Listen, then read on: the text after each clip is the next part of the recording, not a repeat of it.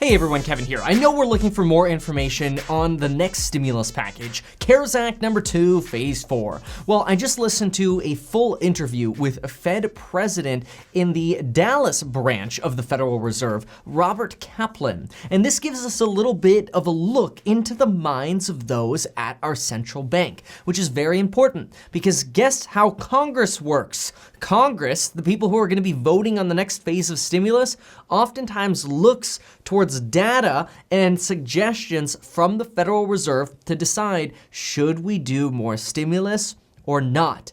And so what the Fed chairman, or president rather, of the Bank of Dallas said is very, very important. I listened to the entire interview. I'm going to break down for you the quick synopsis right now and then give you my thoughts on it, and we'll see why this is so important for stimulus checks. So this was an interview with Fox Business, and again, whether you're left, right, or center, doesn't matter here. We want the information pretty much straight from the horse's mouth, and this is pretty much as good as it's probably gonna get until next week when we see what Congress actually says. Because I'm telling you, all the different proposals we're getting aren't really helping us out right now. This is good insight though. So what Robert Kaplan said in response to the question from the anchor said, what about further stimulus? Where will it be needed? Robert Kaplan says, here's the thing, most of what, and I'm paraphrasing a little bit, most of what we're doing is lending. Quote, we are the lender of last resort. And because we are the lender of last resort, we can't replace things like lost income, unemployment. Those are examples of stimulus, aid to state and local governments, aid to certain industries, and other forms of fiscal stimulus that can help boost growth are going to be necessary. Then he goes on to say, we're likely to get an unemployment rate as high as 20% this year. We're going to end the year with an unemployment rate of around 10%. And we're going to need stimulus, quote, going into the rest of the year and into next year, end quote, so we can grow faster, so we can keep down this unemployment rate, and we can get back to growth. Okay, let's just take a pause here because there's more to be had about this, but let's take a pause here and try to deconstruct what he just said. So, he said that they are the lender of last resort, which basically means they're a bank and they can give loans to businesses. This is why we keep hearing about more and more bailouts to big companies, to medium companies, to small companies. The Fed Reserve is gonna now buy municipal bonds to bail out cities. They're gonna, help backstop the PPP so small businesses can keep getting lending. They're gonna backstop mortgages so the housing market doesn't break or collapse. All of these things are things, well, the central bank is essentially designed to do, to give stability to the market. So how does this relate to stimulus checks? Well, what Robert Kaplan is saying is, look, there's only so much we can do. We're doing everything that we can. What we need is Congress, the fiscal authority. That was the quote he used, which is Congress and the president. We need them to make sure that we continue to have stimulus. And his words, I'm going to say this again, this was his quote, going into the rest of the year and into next year.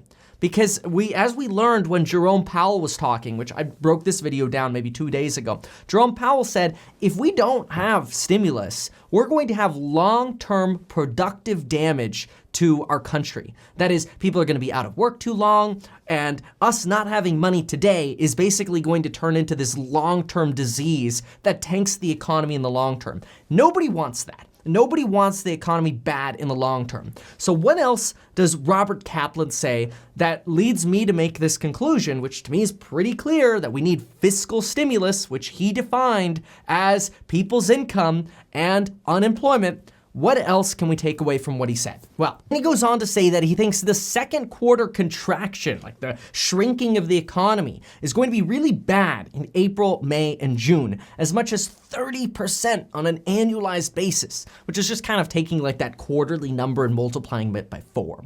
At the end of the year, he thinks we're gonna see the GDP number net for the entire year be somewhere between -4% and -5%. That's like unheard of. This is really, really bad. And remember, these are the data people. If the data people are saying at the banks, at the central banks, like not Chase Bank, the central banks, the people printing the money, if they're panicking and they're going to tell Congress, hey, yo, these numbers are bad. We need stimulus the rest of this year And next year, hello, we can't do that. You guys need to do that. It's pretty blunt to me what they're saying. They're pretty clear here. Yo, Congress, we need more stimulus checks. In one way or another, we need to keep this economy going. Let's see what else he says here. He says that this issue, by the way, this whole crisis was obviously not caused by a weak economy, but it was caused by a health issue. But he did say there were some pre-existing conditions that our economy had.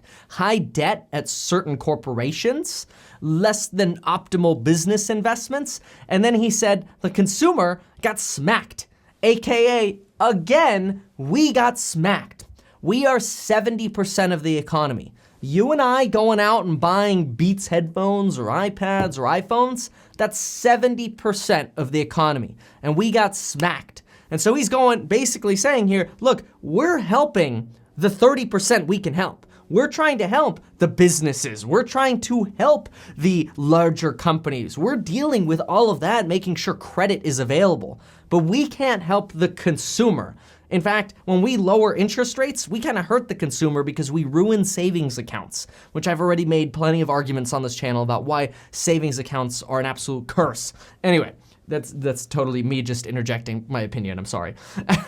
Now, he does say that he sees growth coming back in the third and fourth quarter, but again, not without further support, not without more support to the consumer. And remember the whole oil crisis that's going on? Yeah, he thinks it's going to be until 2022 until the oil crisis actually gets back to some relative normalcy. And even then, oil production will be less, which means we might see lower gas prices for a while.